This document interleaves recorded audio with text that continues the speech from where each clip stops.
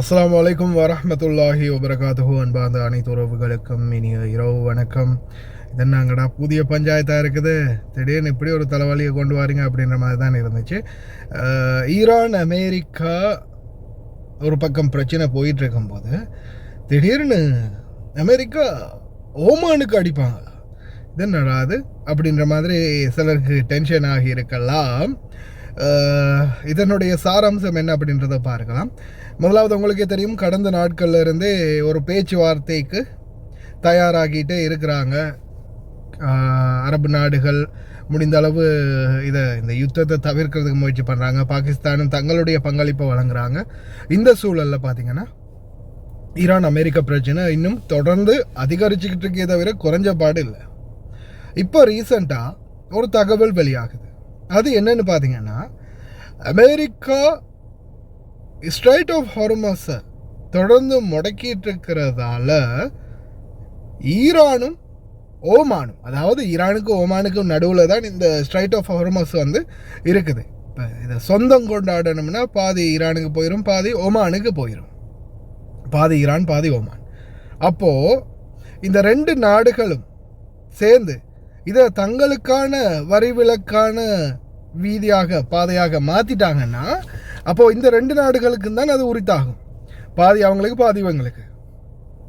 அப்படி இருக்கிறதால இப்போ ஐஆர்ஜிசி மற்றும் ஈரானுடைய ஒரு சில முக்கிய தகவல்கள், அதே போல் முக்கியமான ஆள் யாருன்னு பார்த்தீங்கன்னா மசூத் பஷக்ஷன், அது ஜனாதிபதி இருக்காருல்ல ஈரானுடைய மசூத், அவரு கூட அவருடைய இதில் ஒஃபிஷியல் இதில் போட்டுட்டாரு, ஈரானோட டீல் பண்ணிட்டோம், ஓமானோட டீல் பண்ணிட்டோம், ஓமானும் நாங்களும் சேர்ந்து இந்த ஸ்ட்ரைட் ஆஃப் ஹார்மஸை மொத்தமாக நாங்கள் ரெண்டு பேரும் தான் நிர்ணயிக்க போகிறோம். அமௌண்ட்டு நாங்கள் ரெண்டு பேரும் தான் வரி விதிக்க போகிறோம்.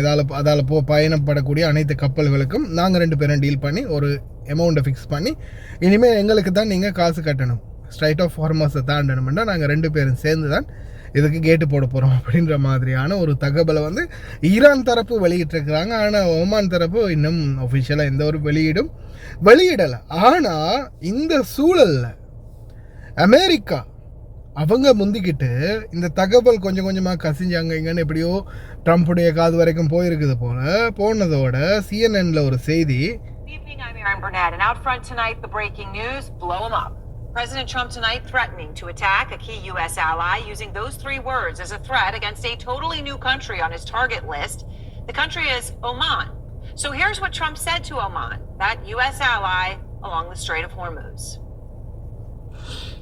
We'll watch over it, but nobody's going to control it. That's part of the negotiation that we have. They would like to control it. Nobody's going to control it. It's international waters, and Oman will behave just like everybody else, so we'll have to blow them up.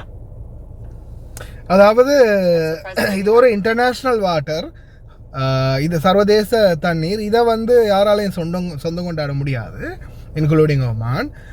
இந்த மாதிரி ஒரு சூழல் வந்துச்சுன்னா hitting லிஸ்ட்டில், அதாவது அடிக்கிற நாடுகள்ன்ற பட்டியலில் ஓமானையும் நாங்கள் சேர்த்துடுவோம் அப்படின்ற மாதிரி தெளிவாகவே சொல்லிட்டாங்க. அதை சிஎன்என்னுடைய ரிப்போர்ட்டர் அதை அவங்க நியூஸ் வாசிக்கும் போதே, President Trump tonight threatening to attack a key U.S. ally using those three words as a threat against a totally new country on his target list. The country is Oman. New country is a target list. அதாவது தாக்குற லிஸ்ட்ல இன்னொரு புதிய நாடும் சேர்ந்து இருக்குது. The country is Oman.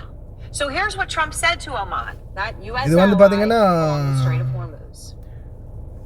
முக்கியமான ஒரு நியூஸ் சேனல் CNN இதை பதிவிட்டு இருக்கிறாங்க. அதாவது ஒமான் இந்த தரப்பு சம்பந்தமான எந்த ஒரு கதையும் வெளியிடல, அவங்க சொல்லவும் இல்லை. ஈரான் தான் பப்ளிஷ் பண்ணிட்டு இருக்கிறாங்க ஒவ்வொருத்தரும் இந்த மாதிரியான தகவல். ஆனால் முதல் கட்டமாகவே இந்த மாதிரி ஏதாவது ஒன்று நடந்துச்சுன்னா அடிப்போம் அப்படின்றது தெளிவாக சொல்லி வச்சுருக்கான் ட்ரம்ப். இப்படி நடந்தால் நிச்சயமாக நாங்கள் அடிப்போம் அப்படின்னு. இதெல்லாம் ஒரு பக்கம் போயிட்டு இருக்கும்போது இங்கிட்டு மிடில் ஈஸ்ட் பக்கம் என்னதான் நடக்க போகுது அப்படின்னு பார்த்தா, இந்த பக்கம் இப்போதைய சூழலில் அமைதியான நிலைமை போயிட்டுருக்குது. அதாவது சத்தமும் இல்லை, சத்தம் இல்லாமையும் இல்லை அப்படின்ற மாதிரி ஒரு அமைதியான அமுக்க நிலைமையிலேயே போயிட்டுருக்குது. பார்க்கலாம் என்ன மாதிரியான சூழல் உருவாக போகுதுன்னு. ஆனால் இப்போதைக்கு வரைக்கும் ஓமான் தரப்பு நாங்கள் உத்தியோகபூர்வமாக எங்கேயுமே நாங்கள் பதிவிடையும் இல்லை, அறிவிக்கவும் இல்லை, கைச்சாத்திடையும் இல்லை, கையெழுத்திடையும் இல்லை அப்படின்றத தான் கன்ஃபார்ம் பண்ணிக்கிட்டு வராங்க. ஈரான் தரப்பு தான் இதை தொடர்ந்தும் பதிவிட்டுக்கிட்டு இருக்கிறாங்க. ஆனால் ஒமான் வந்து இதுக்கு ஒத்துழைச்சால் எங்களுடைய தாக்குதல் லிஸ்ட்டில் ஒமானும் ஒரு அங்கமாக வைக்கும் அப்படின்றத தெளிவாகவே சொல்லி வச்சுருக்காங்க. பார்க்கலாம் என்ன மாதிரியான சூழல் நடக்க போகுதுன்னு. முடிந்த வரைக்கும் பிரார்த்தனை பண்ணுவோம், இந்த மிடில் ஈஸ்டில் இருக்கிற பிரச்சனைகள் முடிஞ்சு எல்லாருமே அமைதியாக நிம்மதியான சூழலுக்கு திரும்ப எல்லாம் வல்ல இறைவன் ஆசீர்வதிக்கட்டும் அப்படின்னு. Accept an agreement with Iran that just calls for further talks on the uranium, or No. is the only option in No, your the mind basics, one no, for? I would for some of it, because it's a memorandum of understanding for speed. And one of the things that will happen is the strait will open immediately. But it's got to be perfect. I'm not going to do this. I didn't do this to get a crummy agreement. The worst agreement ever signed was by Barack Hussein Obama. What a horrible agreement that was. It was a setback for this country, for the whole world. The Middle East would have blown itself up. No, I would like to have the countries we were talking about, with Saudi Arabia, UAE, Qatar, and the others, we'd like to have them immediately join and Steve Witkoff is working on that with Jared and some others, but would like to have them join the Abraham Accords. It'll be historic if they do it. And I think they owe that to us, to be honest. I think, because that really would be a tremendous sign. And I think those countries owe it to us. Mr. President, Steve, are you going to get them to sign? We're definitely pushing it, Mr. President. I'm not sure we should make the deal if they don't sign. You want to know the truth? If they don't sign to join the Abraham Accords, I don't know that we have countries in there already. UAE, great countries, bold countries, and it's turned out to be so good, so effective, and so we're requesting strongly that they join.